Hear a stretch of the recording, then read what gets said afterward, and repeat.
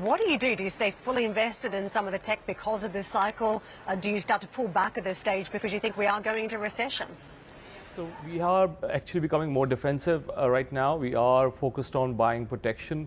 The reality is that in some parts of the market, the discounting mechanism has broken down. Because AI knows certainly a very important technology, but we have to price that technology and its earnings on a number of use cases with a very high discount rate. This is not a 0% rate environment. This is not a negative rates environment. So these earnings, which are going to realize in a lot of these use cases far into the future, have to be discounted quite significantly.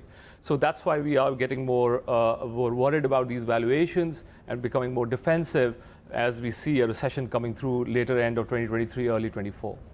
What is happening on the credit growth side? Because the credit crunch, to use an overused term, is something that is still looming, isn't it? And especially if we do see further hikes from the Fed. Is this something that is going to be a serious credit crunch, sort of, GFC style, or is it going to be a mini credit crunch according to the flows you're seeing? So we see a very slow-moving credit crunch, and the reason behind is the central bank policies.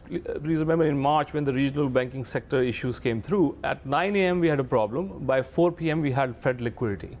This was not happening in 2008. It took months before QE started. So that financial stability liquidity is coming in very, very fast. What is not happening is macro liquidity, which is the banks becoming more risk averse, as we see in the lending surveys. So year on year, credit growth is slowing, and we think this will start to contract later in the end of 2023, but it's going to be a slower moving process. But we're not in the camp that this is a GFC style issue.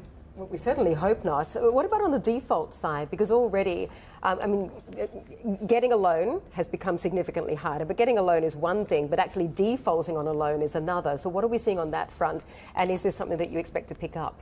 So we are seeing signs of default picking up, and filings are going up. So it's very gradual at this stage. In fact, if you look at the refinancing walls, because a lot of companies, very rightly so, did long-term financing during the COVID years when rates were very, very low, and they termed it out. So that refinancing wall is picking up in 2024 and peaks up in 2025. So next year is going to be very critical, especially if the Fed is at these levels. That's when the balance sheet starts rolling over into these high rates, and that's where we get a balance sheet issue, not a cyclical issue right now we're talking about.